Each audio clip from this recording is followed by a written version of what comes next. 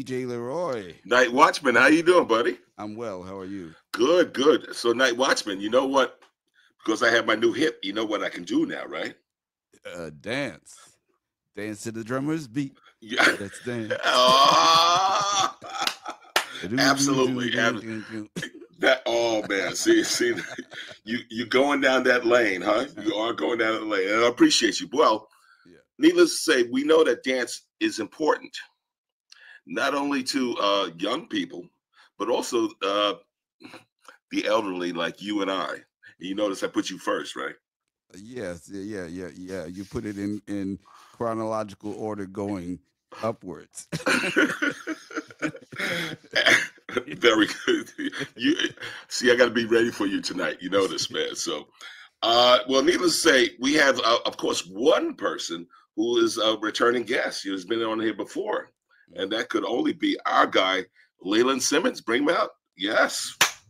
Welcome back. Hey, glad to be back. And you're right. Okay, Night Watchman, can I trade you for him with that voice? Yeah, with a player to be named and some cash. Oh, man, oh man. Well, Night Watchman, I did tell you the story of my mom's, right? My mom's, you know, she's all 5'1.5" of her. You know, she could dance, she could move. She could do all the classic dances. She could do Lindy Hop. She could do foxtrot, all that stuff, right? But my father, 2 left feet. So my moms would leave him and then hang out where? At the Savoy. And that I could only be talking about who? Barbara Jones. All right. Yeah, bring her right out. Barbara, everybody. Welcome. How you doing? Doing okay. Welcome, everybody. Hello. All right. Beautiful, beautiful. And Night Watchman, I don't know, because you know what? These folks aren't necessarily known for arts and culture. They're usually like bean counters. And this dude, he started out as a CPA. Come on, Jermaine Jones, man. Jermaine. Hey. What's up, bud? How's it going? Good, my brother. Good, good. And I think when I went for a performance that was held by NDI a couple of years ago, we met, we talked, and I said, yo, you have to come on Soul Lounge Primetime, and you're here. I really appreciate you following up with that. I appreciate it. Thank you. Thank you. You got it. You got it. Well, needless to say, Night Watchman, you know some of the genesis of this particular show, right? This particular one in terms of dance, right? Well, I had the pleasure of a virtual introduction by way of Liza. So that could only be, you know, Erica Lynette Edwards, yes. All right, all the way from Chi-Town. Yes, welcome. So Night Watchman, you know what? I don't normally do it, but I will let you get the opening salvo. Would you like no, to? you will not. We're not doing that. Wow. Okay. Let me comport myself. Okay. Leland, I'm going to start with you. Please, you have to talk to me and tell me why over at the Harlan School of the Arts, we have the disciplines of drama, we have art, we have music, but we also have dance, man. You got to definitely tell me about the genesis there and also how long you have been at the helm there running the program. Yeah, so again, so great. Thank you guys for having me. Yeah, so for me, I've been over at Harlan School for the Arts for about 13 years now. Wow. Now currently serving as the artistic director of the school. And like you'd mentioned, dance, we are a program that offers music theater, art and design, and musical theater, and so forth. But my background is in dance, and our history. We were started many, many years ago by an amazing opera singer, African-American opera singer by the name of Dorothy Maynor. During her tenure, she wanted to create a school to give young people access to high-level arts education right in the community so that they wouldn't have to leave.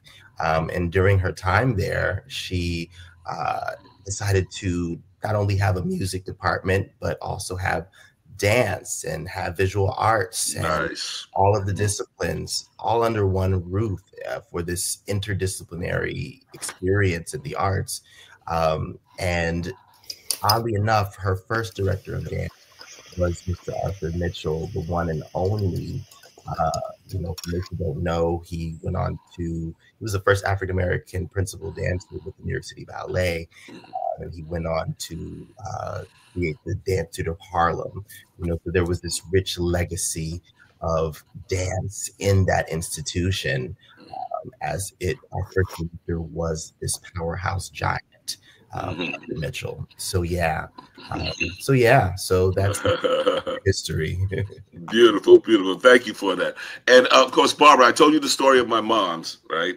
Going out to the Savoy, going out to all Roseland. I mean, even though Roseland was a little touchy because, in terms of black and white mingling, that was not so common for sure. So do tell me about the Harlem Swing Dance Academy. Come on, or Society. I'm sorry, go. Tell me. Hey, well, the Harlem. Did we go ahead? We're a nonprofit organization, the premier one in Harlem, and we were set up to promote, preserve, and protect the culture in Harlem. Sadly, due to a couple of generations, it hasn't been seen or done or even mentioned in schools. So that's part of our mission, to get it reactivated, to record those elders who were part of the community, and to teach and to promote, to get the kids, especially the youth, involved, because this is part of their culture. As it is, when you ask some youth about it, they think it's a white dance. They don't even know it started in Harlem. So again, it's a community effort to get it reignited and appreciated. Oh, beautiful, beautiful. And of course, Jermaine, I already heard about a legend in terms of Arthur Mitchell. Okay. You have another one. Can we say Jacques? So you got to tell me the gentleman's NDI, man. Come on, talk to me. So NDI was started in 1976 by another New York City Ballet principal dancer, Jacques D'Amboise. He believed that the arts really changed his life, and he wanted to share that with others. He really believed that dance and the arts in general was essential to a child's life, and that every child deserved access to dance. So he started by just going to one school and asking if they would allow him to have teach a free dance class. And that was 49 years ago. We're about to celebrate our 50th anniversary. Beautiful. And today we're in 51 schools throughout New York City. So it's been a great passage of time for us, and we hope to be around for at least 50 more. Wow, excellent, excellent. Thank you for that. And of course, Erica, you can have the background, because can I call you ballerina? Yes, as long as you acknowledge I'm retired. Okay. So do tell me, DDP. Yes, I am the board president of Dance Theater Project. Dance Theater Project was founded by Liza Eintema in 2015, and it has a really simple mission of gender equity in the dance industry. Coming from my start as a ballerina in the ballet world, moving on to an artistic and administrative leader, I have found, as I reflect on my time on the stage, how little I had women who were leaders in front of me, and how often I had men. And really, when you think about ballet, the first picture you might think of is a woman, or even maybe a little girl in a tutu spinning around. It's really interesting to think about how we think about ballet and then the leadership that we see. So DDP is committed to providing the data necessary to share the story of the lack of gender equity and support people making the change to make it more equitable.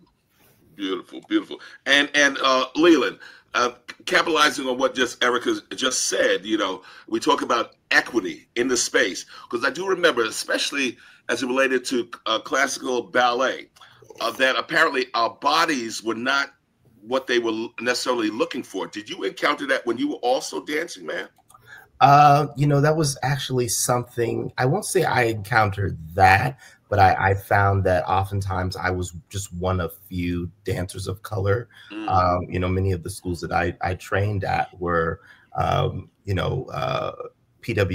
and something about, something from, my journey was I trained at many programs like this, but then found my way back into a program working and training, many young people that look like me. But I would say, yeah, for me more so, it was just kind of being one of very few as a dancer, African American dancer in classical dance.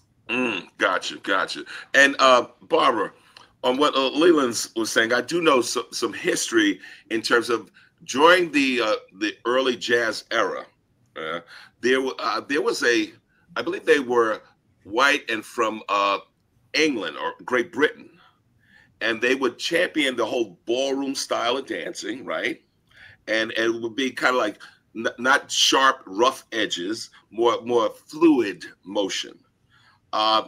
Now, in terms of the Lindy Hop and certainly Charleston, all that's kind of rough. That's kind of you feeling the beat and you're like moving on that bad boy. Do you tell that whole history, the dichotomy, and how when you're describing black folk dancing, white folk dancing the same dance but different motions? How did that go for you? Yes, we do that. And it's apparent because our class is usually mixed. So you see how people move differently. It is something that, you have to see it. There's plenty of video out now of dancers, and they're good. I mean, they've studied it, but you can definitely see a difference in movement between black dancers and other races. Okay, gotcha.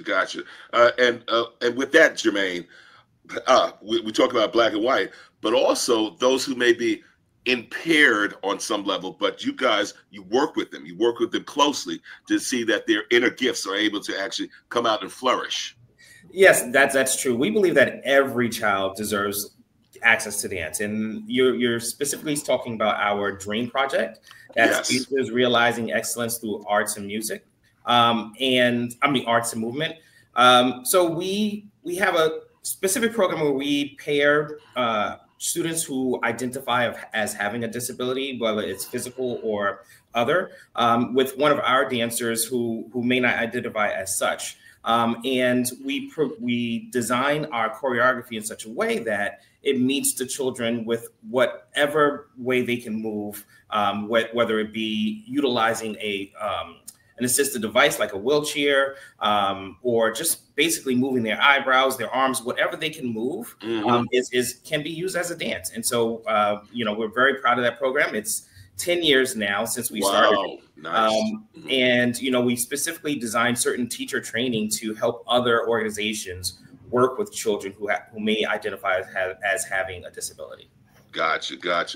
And Erica, certainly you do know the story of, let's say, professional athletes in either football, basketball, go Bulls, or others, who basically would use, I'm going to say yoga, but also dance as a way to increase their body's mobility. Is that something that you teach with the young people you work with? Absolutely. When I was studying at Butler University, I'd be in the dance studio as an arts administration and dance major. And then in the studio next to us, you see the football players in there taking classes, making sure that they were getting our training, maybe not so graceful as us, but getting that training to understand that dance is not just about performing on stage, but just like my peers on this podcast, we have a deep understanding that it can transform lives, but also transform bodies as well. Gotcha. So Night Watchman, I gave you a little time to compose yourself and get ready for your salvo. What you got for them, huh? Well, just number one, just listening to everybody's story is always informative. Obviously, dance is very, very powerful. You said it was important, but I think the more precise word is that dance is vital, and that it brings life to individuals as well as cultures, and it's certainly done that for ours. And obviously, everybody here who's in this broadcast has committed time toward making sure that it's available not just for themselves but for other people. So what I want to maybe do is hear people's best story about how they've seen dance transform, a life or lives that you've interacted with. Beautiful. Well done, Night Watchman. Who would like to take that first? You smiled, you laughed, Leland. So there you go, buddy. Oh my goodness. I think for me, it's just seeing how dance has just created maybe second family for many of the youth that I work with. Nice. We are partnered with organizations, children who are in foster care and different programs. And, they'll come to our program and, they'll say, my foster child loves to dance. And, they start training, and through the training, they not only develop, these important skills, these life skills, but seeing them develop a family and a community and a second community, these kind of like mentors and surrogate mothers and surrogate family members, all because of dance and because of the arts. So I think witnessing that, it's like Erica said, it's so transformational.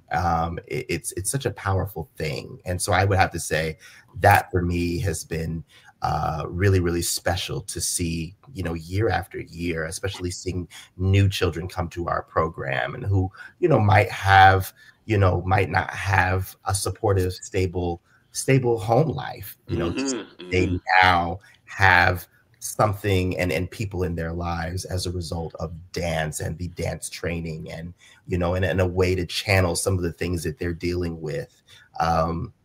So I could talk forever about all that. Thank you. Barbara, do tell. It's interesting. I'd say about 90% of the schools here in Harlem do not talk about Lindy Hop culture. And this is even in February during the Harlem Renaissance, celebrations. They're not taught about it. They don't get to experiment and try it. So it makes me happy when we go out to the schools or we're in street fairs and so forth and giving them a taste of the experience. Because of the lack of knowledge and exposure, they're culturally disconnected, and that's bad. And this is, again, why some of them think it's a European dance, because what do they see? Mostly white people do it on TV commercials and so forth. So to give them the opportunity, and believe me, it's a lot of knocking on doors and trying to convince even principals and people in schools that they need to try this out. If even for an hour, we give them the lesson, the history, it makes a difference. And they get that knowledge and cultural pride. Beautiful, beautiful. And definitely, Jermaine, you just heard Barbara in terms of the whole history. There are different forms. As a matter of fact, Barbara, I'm a little upset because I came out in the 70s, right? So my dance, of course, during, disco and house is the hustle. Okay, so, and there aren't many people, much less women out there, who still know how to hustle. Now, of course, Chi-Town, of course, I know what dance you guys have. I know this already, but I want to see some hustle also done there with the Swing Dance Academy. Again, I'm putting in my plug there.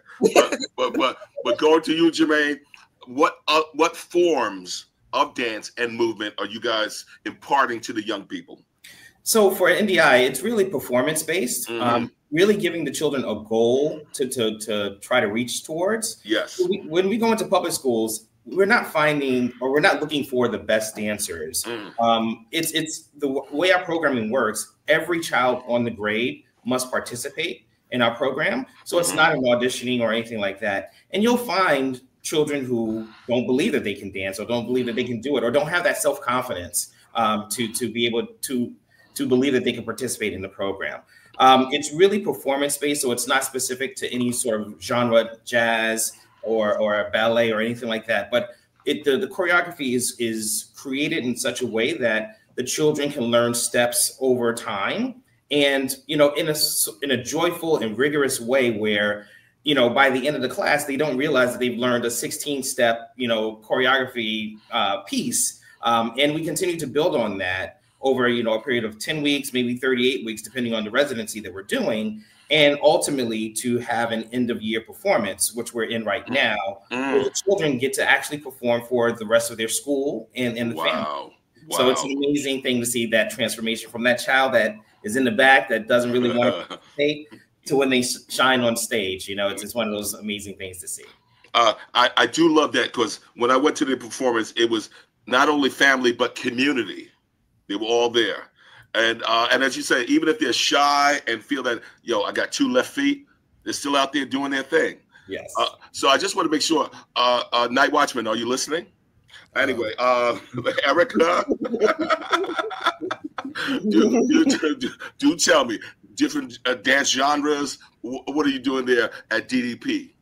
Yes, well, it's interesting. I wanted to bring my peers back into this. I think what Barbara said is so important, knowing the history around dance, and especially as a Black woman, understanding the importance of people who've come before me, but also understanding the importance of Black dance, especially here in the United States of America, is really important. I've had many roles in the dance world. My roles as director of community engagement, and in that role, I was in charge of youth arts education programming in Chicago public schools and beyond. And that was part of our work. Even though I worked for a ballet company, showcasing like, hey, when we think about dance, ballet is not the end all be all. All these genres are very important, and knowing these genres and having representation and understanding how you can be connected to these genres without even knowing is really important. Also, I had the opportunity to see NDI in action about 5 years ago when I went to New York for a community engagement tour of what was happening over there. And it's really impressive to see their beautiful work in action. So props to you over there, NDI. Thank you. Yeah. But I also feel like my I have measured my impact and my goodbyes, I would say. When I left one of my roles, that's when students would share with me how I impacted their lives. And when you're doing this work daily, you're like, okay, I'm passionate about this. I really care about this. Sometimes there's challenges, whether that's in funding or maybe student behavior. Let's keep it real. But and they share with you how much you've impacted their lives. It makes a big difference. I just finished teaching the University of Chicago. This was finals week. I had my last class yesterday. Wow. And students shared, hey, just want to let you know, this year's been a rough year in life, but it's like coming in to take your classes. And so when I think about how that impacts me in my leadership roles, I'm currently the executive director of Giordano Dance Chicago. And so people see me as a Black woman in this role, that they can say, okay, I could have that role in the future, as well as being the board president of Dance Theater Project. Continuing to share that, hey, it's a rarity that I have these roles, and having this representation can support other people to see, hey, you can be here too, but also collecting that information to make sure people know that this is something that we want to work on. Beautiful, beautiful. Needless to say, Leland, we know about 47 and the assault on DEI or things Black and brown. That's a reality. So, but I also do applaud you guys for providing, let's say, a sliding scale of fees, because remember, it's a nonprofit and you got to raise some dollars. So I'm going to give some major props to Herb Alpert, what he's done, and on all of your funders for support, because in this nonprofit world, this stuff is hard and real. So tell me, how are you guys managing? You know, it's a tough time across the board, you know, but ultimately we are doing our best, and we are, you know, we are really determined to keep going. We just had our gala. We raised almost $1 million. During this climate, though, it's not easy, but we are going, you know, and we are continuing to push to give our children, you know, equity and give them opportunity and allow them to continue pursuing, pursuing the arts and pursuing their training. This is year one. We're going to just hold on and keep the faith. Keep going. I don't know what's going to happen over the next 3 years, but we're praying. We're going over here. We're praying, meditating. We're just trying to fight the good fight. Because, man, you're right. It's a sure enough war out here for sure. No doubt. And Barbara, please. I mean, besides burning books, or just trying to erase history, and then raising funds on top of that, how's it been going there? It's challenging, but we've been having help with grants and with the help of the community. So we're appreciative of what we get and work with it. Absolutely. And I gotta say, because funny enough, so when my son was attending Hunter, right? He participated in a program, a cohort that NDI had. So I see that you do have some impact there in the schools. And Jermaine, you too, I know, have felt the effects of what's going on nationwide. So how are you guys faring there at NDI? Just like any other nonprofit, we were impacted. We work directly with New York City schools. So really, it's when the budget cuts happening in New York City, we know that the arts are usually the first programs that get cut first. And that's where we really struggle the most. But, we have a very supportive board, as the executive director and a former student in the program when I was 10, 11, 12 years old. They all understand the importance of keeping the arts going. So, we subsidize a lot of our programming with our schools. And we try to focus on really under-resourced schools so that they can have access to the arts. But with regards to federal funding, we were fortunate to not be impacted as much as other organizations, but it was an impact to us. So, we just have to find some other way to supplement that. Wow. I hear you and feel you, brother. So, let me see. Something's not here. Night Watchman, can you assist me to take off? Okay, thank you, sir. Oh, that worked now. Something's happening with mine and not yours. Well, Erica, just hearing what everyone has said, and I'm understanding that you have a presence, of course, because I know of Liza here in New York City, but also Chicago. Is the program nationwide or what? Yes, Dance Studio Project is recognized nationally and internationally. What's really great about our programming is that it's programming, research, and advocacy. So it's a combination of multiple opportunities for people to be engaged, but also benefit from our work. We provide everything for free. There's no paywall. Oh, wow. To our data. And that's why we see our data being used freely. Companies that are doing the work get to boast and be the fact that, hey, look at our numbers. We're doing a great job. Wow. And but to continue providing this work for free, we do need funding. And so just like any arts, especially performing arts and dance organizations, companies, cohorts, whatever, we are all in need of funding. Of course, there's cuts to the federal funding. It affects us at the state level when we receive state money. As a dance company, it affects our state agencies. It affects so many ways that people are giving money. Additionally, as people agree or disagree with what's going on in the world, they find priorities on how they want to maybe shift their funding. And so we don't want to be forgotten. We want to continue to share the story of why our work is important, why dance is so important and part of our everyday lives, but more importantly, part of a way to be a transformative force for our children, for the youth, and creativity and arts in general is just so important to our world, and we want to make sure that is seen and funded. Beautiful. Night Watchman, I did hear a little buzz that you may also be performing at the Kennedy Center now that 47 is now running it. I'm just checking. didn't know, I think you were mistaking it for Kennedy Fried Chicken, Oh. which has more gravitas now that Trump has sullied the real Kennedy. Wow, wow, that was pretty good, Night Watchman. That was pretty good.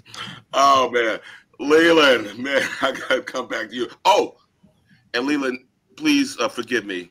I did miss the 70s theme that you had for your gala.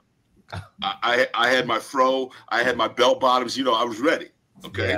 Yeah, he keeps him in the closet like Batman. Yeah. Oh, wow. Soul Train inspired gala just a few weeks ago. So yeah, it was very inspiring down in the ballroom. But yeah, you got to make next year's. I don't know what the theme is yet, but I'm sure it will be really colorful and exciting, and we'll get your costume ready. Well, Leila, I'm going to send you some pictures because my wife, she dressed up. She had her long gloves and whatnot. And then, of course, you had James. He had his top hat on and everything. When we did Bridgerton. It was incredible. Yes. Incredible. So, well, I'm ready. What might be the and I'm not talking about, let's say, next year's gala, but what are some of the new innovative things that you guys are thinking about at the Harlem School of the Arts? Because the theater, has it been completed, and are performances going on there? Tell me. Yeah, we have a lot of things happening. I think outside of dance, we have a new gaming program that we're developing within our media and design program, and students are able to learn coding, and they're able to develop their own video games. So if we're talking about technology and the arts and creativity for young people, that's something that's outside of dance that we are doing. But aside from that, we still have all of our performances happening. We have a lot of outside rentals coming in, doing some really wonderful things within our facility. This kind of cultural hub right here on 141st Street. So we're continuing to just continuing to do the work and maintain our presence here in the community. Oh, nice. And Leila, before you actually came on to the segment of Soul Lounge Prime Time, you know who we had? Because we were talking about animation and cartoons. So A.B. Lovelace. Yeah. He's the one. He's the one. Yeah. Love it. Well, Barbara. So in terms of like appealing to the young people out there, they like some newfangled things. They like the new bright and shiny things. What do you do to capture them? Well, when we reach the youth, we also teach them how to do this dance to new music. So you can do an old dance to new music, or you can do old steps to new music. So that's how we grab them, and we also, show them. We do that in our performances publicly when we are in the parks and outdoors. They have to see the connection. They have to see that what they're doing is not necessarily new anyway, but they are the future innovators of this dance art form. Yes. So they have to feel that pride that, yes, I can do it. And once they try it out, they make the decision, well, maybe I don't want to do it right now, but it will come back to them later. And again, we teach the history, so it's all into one, that they are possible of doing this dance, and it's not just a white dance. Nice. Well, you know what? From bean counter to head of that's right, of a actual program that forces and teaches dance to young people. I don't know if you told me the transformation, because I also understand that you have been a lover of the arts for many years. So Jermaine, tell me, man. Yeah, so NDI, I was Bob, help me out. I don't know why he's not being responsive. There you go. All right, go ahead. So I was fortunate enough to have NDI in my junior high school. I grew up in Harlem, in Manhattanville Projects. Nice. And I went to a school called Mott Hall on 135th. Oh yeah, very nice. I was fortunate to have NDI in my school, and I tried it out and I thought it was amazing, and stuck with NDI for about 4 years. And NDI also helped me once I graduated from the program, helped me to get a scholarship to Alvin Ailey in their junior division. Oh wow, nice. And so nice. That was very, very important time in my life, and just had that love for the arts. You know, I was going to go off to college and I was thinking about doing it for dance. And my grandparents who were raising me at the time said, no, that doesn't pay the bills. So you're gonna have to find something. So, you know, fortunately I was good in math and decided to go down the route of becoming an accountant. Became a CPA. I worked at PricewaterhouseCoopers for about 10 years. Then became a controller for insurance company, Guardian Life Insurance Company. And, you know, spent most of my career in financial services and insurance industry. But while doing that, I still stayed in contact with NDI, continued to volunteer here. I joined their advisory council, did that for about 15 years on their finance committee, and became a board member, actually. Wow. Did that for about 2 years, and the executive director of NDI decided to move on. And board member said, "Hey, you know NDI, you've been through the program. You know, why don't you do it?" And so I put my name in the hat, and here I am 2 years later. Since I've taken this role, I'm the executive director, and I'm so proud to, you know, wake up every morning and come to an organization that has been so dear to me, and continuing to support the children of New York City. Beautiful. And Jermaine, I have to also go forward because we certainly do know that with the Harlem School of the Arts, they have a beautiful building. I love what they've done with the front facade. But I also say with NDI, you guys getting in this a former or decommissioned school, PS 90, and having your headquarters there. Tell me about that journey, man. Yeah, so that was an interesting journey. NDI never really had a place to call home when it came to rehearsal space. We used to rehearse at LaGuardia High School and City Center and different things like that. But we were fortunate enough 12 years ago to become part of this project where, yes, PS 90 was one of those schools that had been decommissioned for many, many years. They were looking for a community space. And we had one of our board members had a relationship with developers, and now we have a amazing space here where we have both rehearsal space and our offices in the same location. And you know, we have studios that we rent out during the day for for any artists in New York City. And our children really rehearse mainly on Saturdays. You know, so we're fortunate to have the space, and it's amazing. Beautiful, beautiful. Thank you for that. And I think about you, Erica, because you know that space, finding programmatic space in bricks and mortar, that could be an expensive proposition. Okay, and unless you have, as they say, a sugar daddy who got some money, it can be challenging. So, what have you been with DDP? How are you guys faring? Yes, well, that's something that Liza, as the founder, has been committed to having free access to our data, free access to resources, to advocacy, and everything. And so Dance Theater Project started as a small database of information back in 2015. In 2019, we became our nonprofit status as 501c3. And from there, we've grown over those 6 years to really produce over 60 publicly released studies. And we want to continue to grow. So basically, as we start and say, okay, look at this information, this is really important to share. We started with the largest 50 ballet companies because our ballet companies in the United States receive the most funding. So we wanted to acknowledge, okay, the people that have the most funding, what are they doing? And then as we produce those results, people are like, okay, what about the other dance companies? And then more and more and more information is wanted and needed. And so we want to continue to have access to funds to continue to provide this information, because as we provide resources, other people are able to get money. For example, I was the panelist for grants funding. And when I was reading through people's grants, they were like, look at the great work we're doing. We have women choreographers, and we want more funding to do this work. And I'm like, they use the Dance Theater Project numbers to show how well they're doing in the work. So as we receive more money, we become a greater research hub and a greater place of advocacy to support other companies to receive funding as well. Beautiful, beautiful. And certainly I find out about from you, Leland. I already heard from Erica. She's not a performer anymore. So you heading up the particular program there at HSA. Do you get there in the rehearsal hall, straighten out their legs, make sure the posture is this way.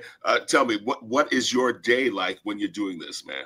Yes, I'm still in the classroom. I'm still teaching from time to time and coaching and just kind of overseeing what's happening not only in the dance department but kind of across the board, helping support the other directors creatively and artistically. So yeah, I that is actually what really keeps me so motivated and inspired to continuing to do the work. I'm not a full-time just administrative guy. I have to be in the studio watching the creative process happen, helping just advise our teaching artists and what have you. It really just excites me. So I think every day I'm kind of excited because, you just never know what's going to happen. You never know when a child's going to have a breakthrough. And that's across the board, whether it's in the dance class or music class. And then to be able to witness this, and it's so exciting. And then we have so many different performances, across the board throughout all the departments throughout the year. So, just watching them grow, especially if they're coming to our program at 4 and 5, and then, you watch them through middle school and you watch them give their final performance in their senior year. I mean, it's like crying tears. And I'm a crier, so I can't help it. Love it. Love it. And certainly now, Barbara, I've been to a performance at the Jackie Robinson Museum. Now I certainly do know that you are an administrator. What about, do you also demonstrate? Me personally? Yes. No, I just social dance and collect the material and hopefully get the right instructors to teach. And it's been fun seeing even adults when they come to our Tuesdays classes, which are free, seeing them get the experience. But when you see the young people try it, it's really heartwarming. And again, they're getting the history that this is part of you, this is part of your family, part of your history, and you can make something of it, Excellent. Thank you. You know what, Night Watchman, I would be remiss if I did not give a shout out to Marie Ponce. Just saying. Yes, that's my wife, and she is a performing artist, singer, dancer, actor. She is performing right now in front of kids. Oh, get out of here! Really? Yes. Okay. Night Watchman, thank you. There is a reason why you are on this show. I know this. Yeah, okay. Jermaine. Well, first, I mean, you're just going to go to me and cut me off. I want to talk about, having from my viewpoint, I see the impact on a regular basis of how dance affects lives, because she'll go out and on a regular basis she's in front of 500, 600, 800 kids, and that experience of seeing their faces light up, seeing their engagement, that's what's at the end of the rainbow for all of our guests here who put in the time to do the administrative stuff, to put together the data that makes the grants, that makes these things possible. It's all for that. It's all for us being able to, and it's also community driven. I've had opportunity to see over time, young people in the family who start out in dance classes when they're young, and it helps them develop the discipline and ways to express themselves, because dance is a language, music is a language. These are universal languages, and so kids being able to articulate themselves in different ways other than what they're taught in their traditional studies, it makes for more well-rounded people. And when you see them being able to get into college and start to pursue different careers, and then still keeping the dance as part of their lives, you get a sense of just how important it is. So just wanted to give that personal view. Thank you, Night Watchman. Thank you for letting me talk, DJ Leroy. Thank you. There's a reason why I have it here. Indeed. So now, Jermaine, do you ever step away from your administrative role and actually do some movement? Oh, I think you're on mute. Sorry about that. I would love to be able to do it, you know, as a former dancer. You know, you go and you watch people rehearse and you're like, oh, I think I can do it again. And that's just your mind saying it, but your body is like, nah, don't try that. But, you know, there is one time during the year that I do get to perform or get to dance again. And we have an alumni homecoming here at the center where we have all alums come in and we do some old dances that we've, you know, that were created 20 plus years ago. Wow. And that's that one time that, you know, we get about 50 to 70 people who've graduated from NDI come back and they're in their 40s, 30s. Wow. And get up there. But I'm telling you, after that, you know, those 10 minutes of dancing, I'm just feeling it. I got you. Oh, Erica, now you said you retired. You stepped away, but I got to know. Come on now. You see the movement. You see their enthusiasm. Do you participate? No. I'm very much retired. I feel the same pain that Jermaine is feeling when I do dance. I teach still, so I enjoy teaching. I demonstrate some things, and some of them, like, your leg will be up here, but my leg will not be up there anymore. But I demonstrate some things, and then sometimes I feel that the next day when I get out of bed. So I enjoy the mentoring aspect. I enjoy teaching, correcting, and supporting future students, future leaders. But I will show you a video of what I used to be able to do. Wow. Okay. That was good. That was pretty good. So of course, Leland, man. Now, when I was growing up, the only ones that I really kind of like knew about us getting to the space, I knew about Alvin Ailey and always their residency there at City Center, right? And of course, DTH, right? But in terms of, let's say, any other outlets, let's say for African-American dancers in a traditional sense, were there any others that I don't know about or I'm not mentioning, man? Yeah, I mean, you know, there's looking for African Americans. I mean, just thinking about companies. When I think about Black dance companies, you have Philadelphia Dance Company in Philadelphia. You know, growing up for me, someone who inspired me was, you know, George Faison. Yes. You know, choreographer, and he was someone that when I was growing up gave me an early opportunity when he was, you know, a little younger and still, you know, choreographing Forces of Nature dance company. Oh, wow. Yeah. Deeply rooted dance theater. I mean, you know, there's many. Lula Washington out in California, Debbie Allen Dance Academy. Yeah, I mean, so, you know, there's so many who have just left such a indelible impression and have just done such powerful work, and, you know, they have institutions or have inspired others to create programs in schools, you know, where young people can train or where they can, you know, eventually dance professionally. Gotcha. And just hearing what Leland just said, Barbara, besides the swing dance here at Harlem, are there any other swing dance societies across the country? Oh, there's plenty. Plenty. This dance is being done all over the world, despite it being almost 100 years old. Wow. But it didn't die with us. It just kind of went down. It wasn't passed on like it could have been. There's a few different reasons for this, for the decline, I should say. But one thing that didn't happen was we didn't change with the music. Okay.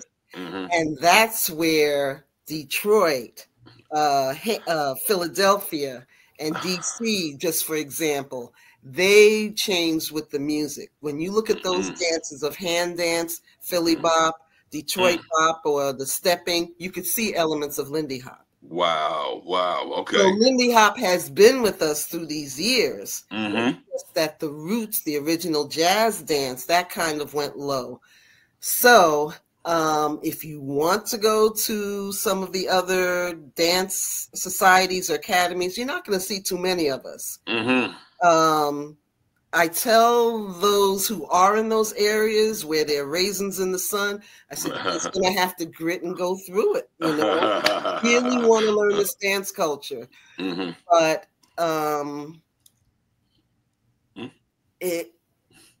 what can I say?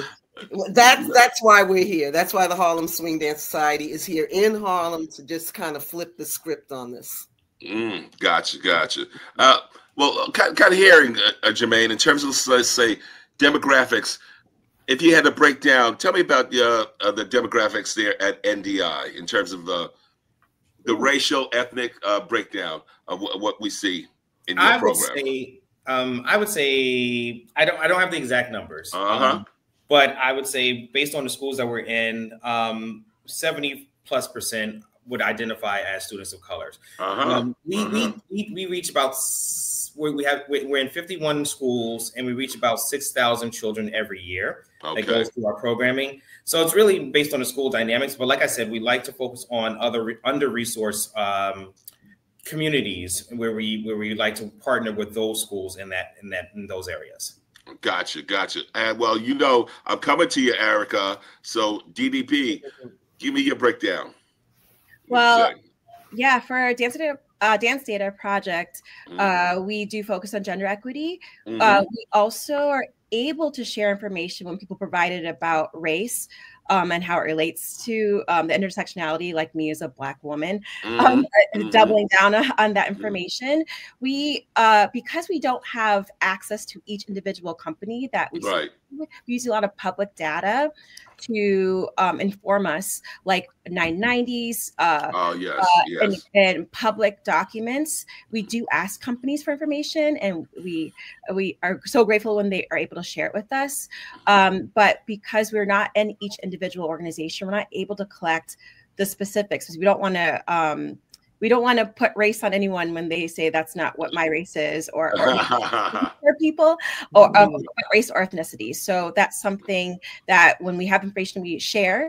And if we don't, we look to hear about it. So if people want to let us know, we are grateful for that. I will say too, going along what Leland shared about an understanding of Blacks in dance, I really enjoy my membership with the International Association of Blacks in Dance. Really helped. It was in terms of history of concert dance and Blacks in concert dance, as well as Black dance in concert dance.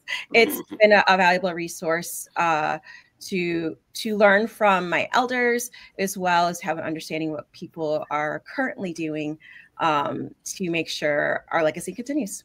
Beautiful. And Night Watchman, what you got for them? I think it's the lightning round time. Oh, really? Oh my God. Okay. Leland, hold on to your hat. You ready? Okay. Yes. I love it. So here we go. So some parting words that you may have. Also, how can they get in touch with you and the program at HSA, and any upcoming things that you may have in the works there? Go ahead. Oh, you're on the mute. Sorry about that. So dance. We need dance. We need dance funding. We need arts funding. We need to preserve our lineage. Especially when it comes to, like Barbara had mentioned over and over, preserving our history and our culture through dance, and paving the generation that's to come, and supporting them. Here at HSA, I did say, check us out, hsac.org. Nice. And we have our upcoming dance recitals coming up next weekend, June 7th and 8th. And then we have our musical theater showcase coming up, performing Once on This Island the following weekend. So please check us out. Everything is on our website.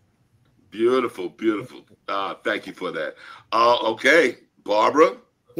Do tell. What does the future hold? The future holds a lot of opportunities. We've been collaborating more and more with different organizations in Harlem. This summer, we're looking forward to doing our summer camp Lindy Hop experience, which is ours. So we're doing that outreach. We have a popular Facebook page, the Harlem Swing Dance Society, but we also have a website which needs a little tweaking, harlemswingdancesociety.org. And we also welcome people to experience Lindy Hop and, spread the word. Beautiful, beautiful. And of course, I'm going now. Jermaine, you're ready. You've held on to your hat because I do know that you have, of course, end of year performances. And beyond that, what else is happening with NDI? So beyond that, we have our big end of year performance with at NYU Skirball. Nice. This is where we do this every year. It happens Father's Day weekend, so from the 14th through the 16th.